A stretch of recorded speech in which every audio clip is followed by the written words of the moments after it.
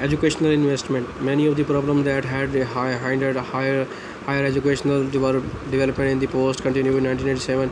Founding may remain a major problem because science and technology study and research and study abroad were expensive because education was competing with the other modernization programs. The capital was critically short. Another concern was whether or not the Chinese economy was sufficiently advanced to make the efficient use of the highly trained technical personnel in a planning to the educate. For example, some observers believe that it would be more realistic to train a literate workforce of low level as technician instead of the research scientists. Moreover, it was feared that using examination to recruit the most able student might advance people who were merely good at taking examination. Educational reforms also made some people uncomfortable by criticizing by traditional practice of the route modern memorization and promoting the innovation technique teaching and study method. The prestige association with the higher education caused a demand for it, but many qualified youth were unable to attend college and the universities because China could not finance enough university places for them to help meet the demand and to educate a highly trained specialized workforce. China established alternative forms of the higher education such as the spare time part-time radio and television universities. China could not afford a heavy investment either the ideological or financially in the education of a few students. Since 1978 China's leaders have modified the policy of the concentrating education resources at the universities level, which although they designed to facilitate modernization conflict directly with the party principle. The policies that produce and educate elite also siphoned of the resources that might have been used to accomplish the compulsory 9-year education more speedily and the equalize educational opportunity in the city and the countryside. The policy of key schools has been modified over the years. Nevertheless, China's leaders believe an educated elite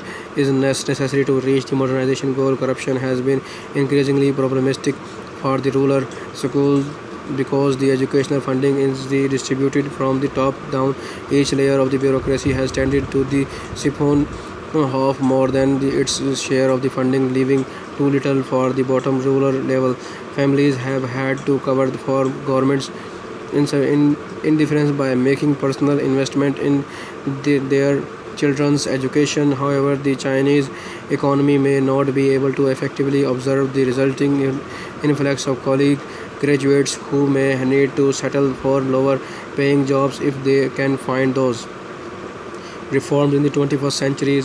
In 1978, Chinese government proposed to expand the university enrollment and of professional and specialized graduates and to develop world-class universities, restructuring through the consolidation, merging and shifts among the authorities which supervised institutions which aimed at addressing the problems of the small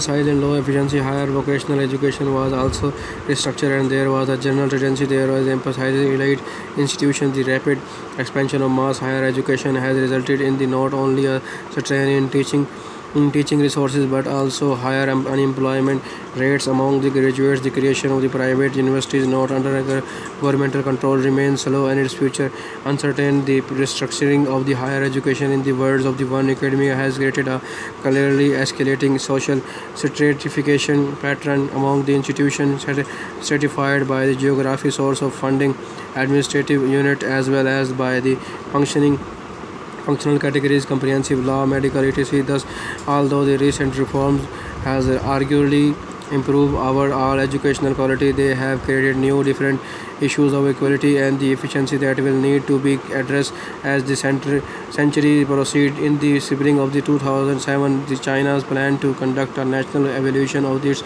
universities. The result of this evaluation are used to support the next major plan policy initiatives. The last substantial national evaluation of the universities, which was undertaken in 1974, resulted in the massification of higher education as well as the renewed emphasis on the elite institution. Academic praises the Fin Du Silu reforms for budgeting China's higher education from a unified, centralized, closed and static system into one characterized by the more diversification, decentralization, openness, and the dynamism, stimulating the enrollment of the local government and the other non-state sectors.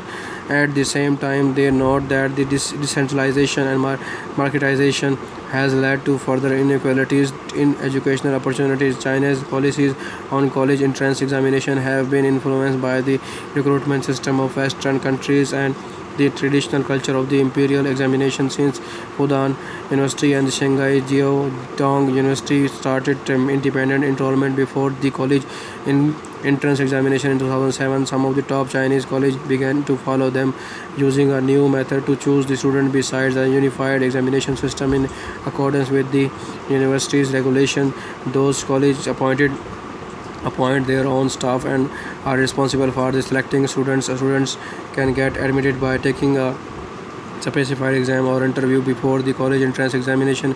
In this way, students have more chances to get admitted by the top colleges. In 2010, there were several critical reforms in the education field. In January 31, the education minister in Guangdong province began to implement parallel voluntary admission in the college entrance recruiting system, which is the efficiently way to decrease the risk of the getting into a college for the majority of the students.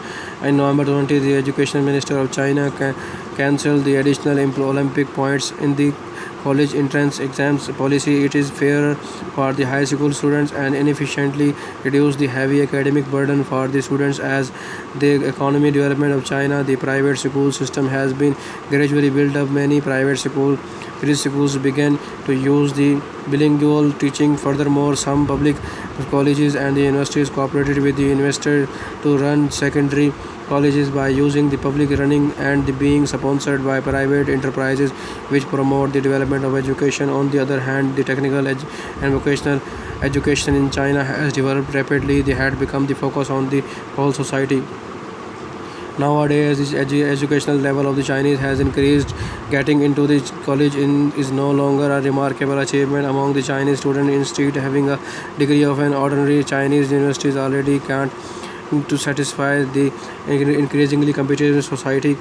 Chinese parents and students have begun to place a high value of overseas education, especially at top American and European institutions such as the Harvard University, Oxford University, and Cambridge University, which are reversed among many middle classes parents. And since 1999, the number of Chinese applicants to top schools overseas has increased tenfold. Much of the interest to overseas schools has been attributed into the release of the How to Parenting books and as Harvard Girls, which are championed and national obsession with the admission to overseas schools after 2005. Now, the number of the overseas students from China not only showed a growth trend but also represented a lowering trend of age, with more students going to abroad for the universities. Increasing number of the affluent families are opting out of the conventional public school system, which is heavily oriented toward the preparing for the Chinese college admission test.